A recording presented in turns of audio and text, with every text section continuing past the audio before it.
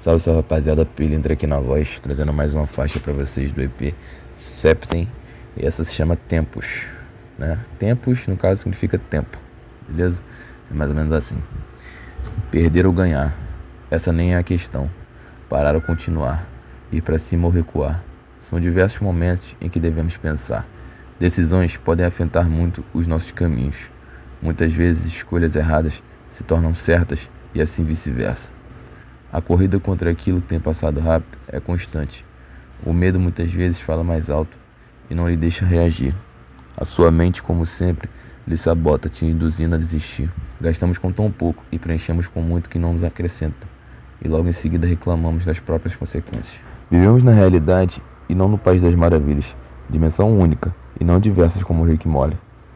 E pensar que hoje em dia querem acelerar até a morte. Tá tudo fora de controle e a perdição se encontra com facilidade. Tá valendo mais o caminho fácil do que aquele difícil e vitorioso. Até o orgulho perdeu sua essência e nem queremos ter ele de novo. Basta um dia se encontrar dentro de si, olhar ao redor e pensar no que construir. Aí que tá a dificuldade, sair da inércia para encarar a dura realidade.